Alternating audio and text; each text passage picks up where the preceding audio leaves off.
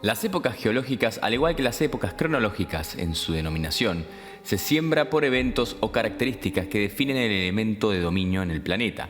Durante esa clasificación temporal, también define su caída como elemento básico al cambio que transcurre dentro de ella. En la ficción, esta definición ha sido base elemental para definir historias dentro de los universos, mostrando el despertar, clímax y desenlace de los elementos propuestos, así como marca el mensaje que se quiere transmitir a quien recibe la historia.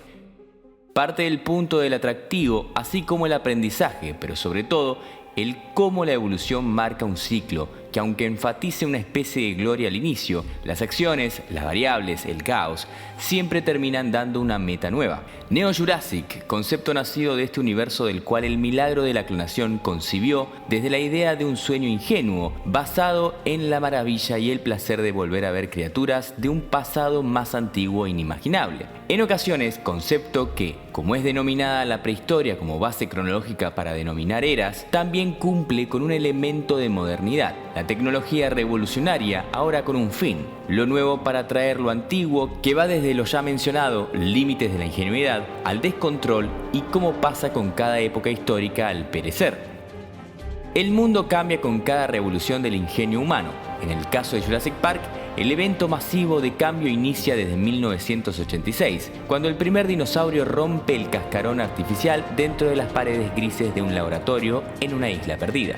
Un paso para que el planeta Tierra sea de nuevo un mundo perdido, una advertencia de que la tecnología sin límites lleva a circunstancias ajenas al ojo humano. El hito por más de 3 décadas marcó el concepto de la vida se abre camino, pero este concepto no siempre está a favor del nuevo producto, ya que como la propia vida, siempre existen selecciones que nunca van a un solo lugar y que lo que una vez queda en el pasado, no existe probabilidad de que sobreviva a un futuro.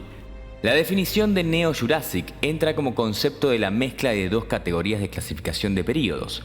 Una mezcla que enfatiza por la naturaleza del tema en un regreso del período de crecimiento de las grandes criaturas del Mesozoico, en énfasis de protagonismo los dinosaurios. La segunda parte de esta mezcla es la categoría de clasificación de cronología de la historia humana, por los motivos de que por esta mano fue que estas criaturas lograron regresar o cumplen su intento de volver. Su acción mayoritariamente marca un antes y un después de una evolución tecnológica, como el mismo escrito base describiría, un suceso comparado con el avance de la tecnología atómica o la carrera espacial. Las últimas entregas, enfocadas generalmente desde Fallen Kingdom hasta la última exhibida en este momento Rebirth, han generado un enfoque de evolución sobre la existencia de criaturas prehistóricas, expandiéndose por el planeta, generando un cambio de paradigmas del efecto de estos animales impredecibles en un entorno tanto nuevo para ellos como para el hombre.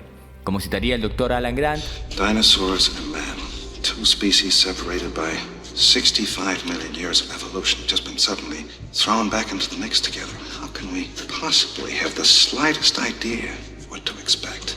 Líneas que marcaron la idea base de cómo plantear el uso futuro de estas especies. Sin embargo, aunque la idea de manera especializada fue manejada con las entregas de Jurassic World, este concepto es simplemente el motor de cómo han funcionado todas estas películas dentro del entorno del juego a ser Dios. La premisa principal de Jurassic Park, así como cita el eslogan de The Lost World Jurassic Park, algo ha sobrevivido, y el mismo incidente de San Diego, que pese al enfoque del descontrol, es la atadura al paradigma inicial de la saga. Se podría mencionar el mismo final de Jurassic Park 3 en el subtexto de la liberación del Pteranodón, fuera de un espacio confinado y liberado de él, en el que el mismo esquema cita un mundo nuevo para ellos. Una forma simbólica que da entrada al muy utilizado concepto de una nueva era. Esto eleva el hecho de que la era neojurásica no nace desde que la isla nublar sucumbiera y los animales vagaran por territorio controlado por el hombre. Los eventos nacen desde que el primer animal sale del cascarón y pasan por la liberación simbólica del pteranodón, el incidente de San Diego y la mítica frase de John Hammond explicando: estos animales necesitan de nuestra ausencia para sobrevivir, no de nuestra ayuda. El concepto del neojurásico no es parte de la exclusividad del formato visual de la franquicia como un producto basado en elementos literarios. Michael Crichton, en conjunto a su novela, se puede considerar una de sus tesis más proliferantes sobre el expansionismo humano a la tecnología y la formación de nuevos elementos marcantes para la historia humana y sus consecuencias. Esta tendría que ser la perspectiva inicial de la concepción de Jurassic Park como mensaje. Crichton, en su variada literatura del tecno-thriller, no mantiene esta exclusividad dentro del encuadernado de Jurassic Park y sus consiguientes. Desde The Andromeda Strain, novela que presagia la creación y contacto de patógenos y cómo cambian la perspectiva humana de formas complejas y caóticas. Está basada en una nueva era para la humanidad, en la que es prioridad entender las enfermedades virológicas.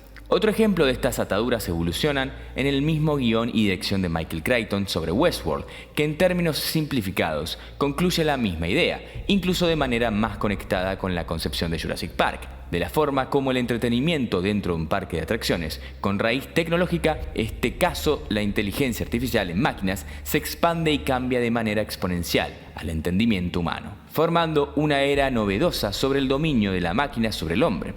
El mismo concepto se practica en su novela Prey, en el puesto de la nanotecnología. En la conclusión se puede intuir que la atadura principal de los conceptos de las nuevas eras, o en específico de la base para la era neo-jurásic, se construye a través del pensamiento de intriga de Crichton sobre el auge y caída de periodos históricos anclados a un inicio de revolución de elementos y su descontrol por un factor, como lo fue la Edad Media, el Renacimiento, la Revolución Industrial o la era atómica.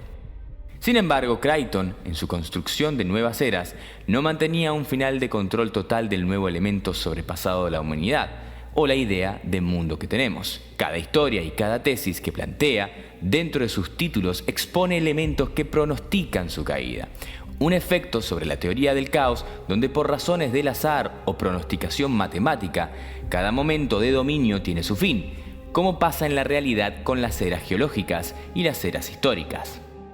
La franquicia, si bien ha planteado un camino donde sus testamentos van al dominio total de la fauna desextinta, toma control o adaptación a un mundo nuevo, por la falta del sentido común de la impredecibilidad de un evento también ha marcado elementos de gran fuerza, tanto natural como humana, que en un ámbito realista del tópico inicial, el caos no afecta a una sola dirección, el caos afecta a todas las direcciones, pronosticando si bien un dominio momentáneo sobre el producto concebido de forma inocente, a también su extinción prominente en algún momento. Es importante destacar que Jurassic Park y sus consiguientes no solo ponen en el pedestal la consecuencia inicial de jugar a ser Dios, es solo una parte del concepto de la manipulación biológica, pero a todo lo que carga vida eventualmente su desaparición entra en vilo. La primera novela carga un subtexto sobre la adaptación de las especies en un mundo nuevo, parte de la complejidad de traer a la vida criaturas con adaptaciones nada conocidas por el ojo humano, pero esta se ve opacada por el mismo concepto del dominio tecnológico. Sin embargo, Crichton en su segunda novela expresa irónicamente al hablar de un mundo perdido un ancla principal sobre la extinción y las variables que las pueden causar. El prólogo, el final, la tesis sobre la reina de corazones y la adaptabilidad sobre la selección natural y el cambio constante del mundo son el subtexto principal de cómo una nueva era jurásica tiene como consecuencia el mismo destino, por diferentes razones, que tuvieron los animales en el final de cada era del Mesozoico, concluyendo que la extinción es algo poco estudiado, pero no por eso deja de ser inevitable a corto o largo plazo. Los dinosaurios, si bien han generado una nueva era de adaptabilidad dentro de los eventos ocurridos durante 3 décadas del milagro de desextinción, han mostrado cómo cualquier ser vivo, y en este caso como producto biológico creado de forma artificial, no ser ajenos a los cambios más básicos hasta los más extremos del nuevo mundo para ellos. En conceptos básicos, la función principal de la selección natural sobre cada elemento con vida, dentro de los tópicos que han sido expuestos en la última entrega, denominan que la época neojurásica ha entrado en un punto en caída que va más allá de una falta de interés público sobre los animales devueltos de eras pasadas. Este punto va sobre el mismo cambio natural y humano sobre el planeta, cambio que si bien las criaturas del pasado forman parte, son solo un elemento que como las criaturas actuales y el mismo humano sufren. El Dr. Henry Loomis expone que los pocos animales restantes que quedan se ven afectados por la misma adaptabilidad. El cambio del planeta sobre el calentamiento global, los niveles de oxígeno, patógenos, la reducción de ecosistemas y factor humano han expuesto que los dinosaurios enfrenten el borde de una nueva extinción masiva. A diferencia de lo que nos vendió Colin Trevorrow en Dominion, donde los dinosaurios se esparcen sin consecuencias por continentes enteros, sobreviviendo en desiertos, montañas, ciudades y granjas, Rivert se atreve a decir lo evidente: traerlos de vuelta no garantiza su permanencia. Porque la vida, aunque pueda ser recreada, no puede escapar de las condiciones que la hacen viable.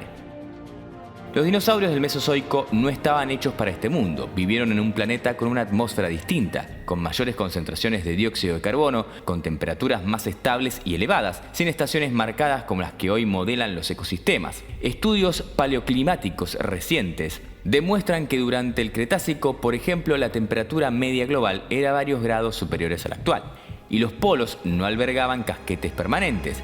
Estos animales evolucionaron en un entorno donde los trópicos se extendían mucho más y las zonas templadas eran suaves y constantes. En contraste, el mundo moderno está lleno de extremos térmicos, inviernos letales, climas áridos, zonas urbanas hostiles y regiones donde la biodiversidad ha cambiado radicalmente. La propia idea de que un animal extinto por más de 66 millones de años pueda integrarse sin más a un planeta moldeado por mamíferos y virus modernos resulta como mínimo ingenua. Loomis acierta cuando dice que los pocos dinosaurios que sobrevivieron lo hicieron en regiones tropicales cercanas al Ecuador, donde las condiciones son lo suficientemente estables para poder sostener fisiologías ancestrales. No es casualidad, es biología pura. En la naturaleza actual, muchas especies endémicas del trópico no logran expandirse fuera de ese cinturón por la presión climática. Si esto sucede con especies modernas, adaptadas a siglos de cambios climáticos, ¿por qué no habría de suceder con animales reconstruidos artificialmente a partir de códigos genéticos incompletos? Y es que además del clima hay un enemigo aún más insidioso: las enfermedades. El mundo moderno está saturado de microorganismos que evolucionaron con nosotros, virus, bacterias, hongos y parásitos que forman parte del paisaje ecológico, pero que para un organismo mesozoico serían completamente nuevos. No tienen defensas, no tienen memoria inmunológica, no tienen oportunidad. Incluso si los dinosaurios fueron diseñados genéticamente con genes modernos, como ranas, reptiles y aves, eso no los inmuniza. Al contrario, puede debilitarlos aún más. El concepto de inmunonaivete explica cómo una especie que nunca ha estado expuesta a ciertos patógenos es completamente vulnerable cuando entra en contacto con ellos. Esto no es teoría, es lo que ha pasado con muchas especies introducidas en ecosistemas que ya no eran los suyos, como las aves migratorias que transportan enfermedades a islas donde los animales nativos mueren en masa, o como los anfibios sudamericanos que fueron arrasados por un hongo exótico en menos de una década. Y no se trata solo de sobrevivir al clima o a las enfermedades, se trata también de la competencia. El mundo ya no tiene espacio vacío. Todos los nichos ecológicos están ocupados. Cada planta, cada presa, cada depredador cumple un rol específico. Introducir dinosaurios es como tirar piezas de un rompecabezas antiguo sobre uno moderno. No encajan.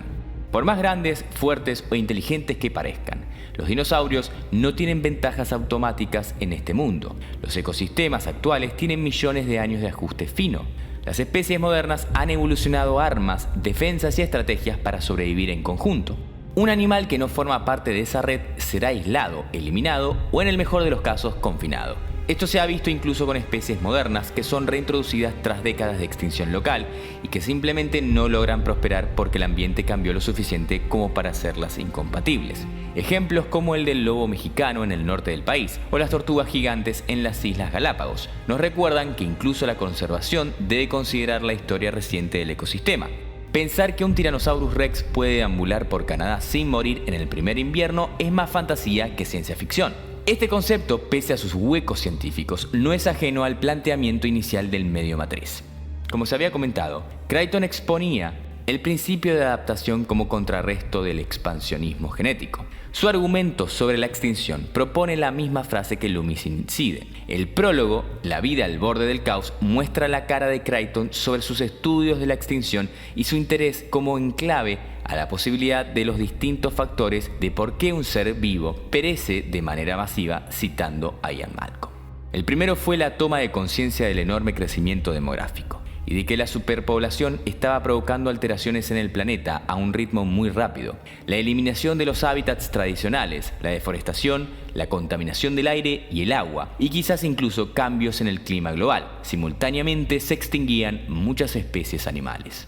Crichton lo que intenta exponer con este prólogo es simplemente la sensibilidad de cada criatura en un entorno poco explorado, tanto en un marco teórico como en un marco tangible, todo exento a las hipótesis. Richard Levine contrapunta con la posibilidad de un mundo perdido. Sin embargo, este concepto termina en declive al final de la novela. Esto apunta a la justificación directa del perecer de la fauna prehistórica en el hilo de la nueva película. Los dinosaurios, como otras criaturas recuperadas, o más bien animales creados artificialmente, también están sujetas a sufrir del mismo destino que cada ser actual en el planeta.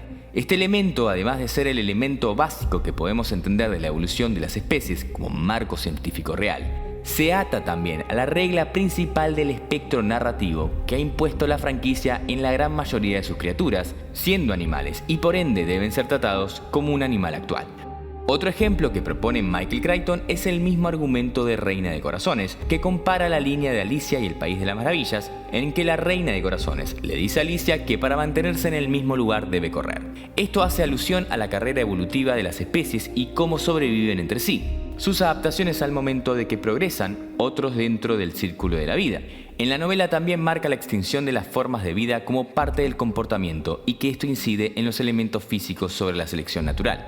Esto da la conclusión de que aunque existía un mundo perdido, como plantea Las Pasiones de Richard Levine en la búsqueda superior de estudio sobre la posibilidad de animales incrustados, sin cambios en un espacio confinado, esto solo es una mentira sobre la coexistencia y el freno de los mismos motivos de la evolución.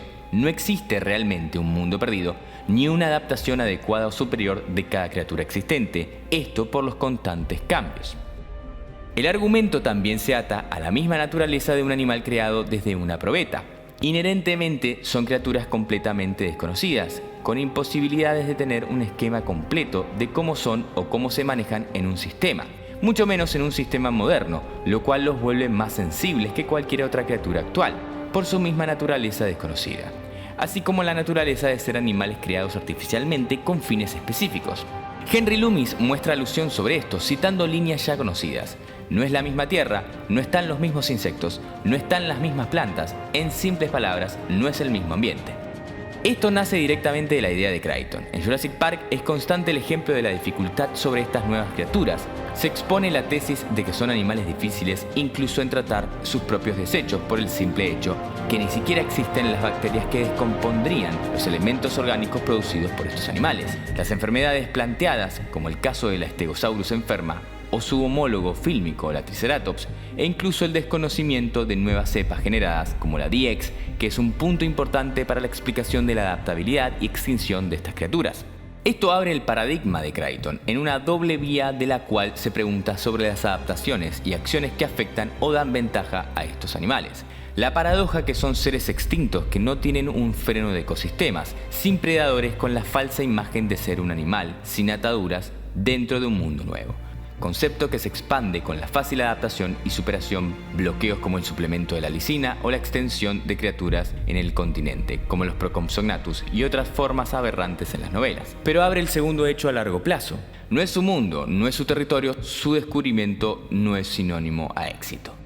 Rebirth pone en marcha estas dos caras, la idea del caos como una doble espada de Damocles, el concepto Malcolm y el concepto Levine, también atado a la selección natural y a sus adaptaciones. Los animales, o cierto número selectivo de ellos, sobreviven ahora en territorios aislados y restringidos en la franja ecuatorial, solo en conocimiento del borde ecuatorial del continente americano, mostrándolo como el último oasis del producto del milagro de clonación, entrando en la doble superficie de los conceptos de este mundo, generando preguntas si la era del Neojurásico realmente está extinta o sigue vigente. Y esto entra en la realidad del ser vivo y cómo maneja sus extinciones masivas. La franja ecuatorial se incluye como una nueva ventana de la extinción progresiva, como muchos denominarían un regreso a antiguos paradigmas, pero con razones distintas. Se debe recordar que estos animales no son criaturas que han llegado de una manera natural. Fueron generados con características específicas para su supervivencia en un entorno controlado con hostilidades muy medidas. Una de ellas, su modificación genética para su adaptabilidad al trópico, así como tantas otras. Sin embargo, esta última hace que estos animales dentro de su codificación genética tengan una adaptabilidad superior a entornos tan específicos de regiones tropicales sudamericanas, que su supervivencia se ve más anclada a este tipo de sistemas, generando una selección natural sobre este tipo de sistemas diferentes a sus contrapartes reales. Las extinciones masivas siempre tienen este tipo de ventanas con linaje de seres vivos específicos. Extinción masiva también implica en la evolución o adaptación de otras formas paralelas o aisladas.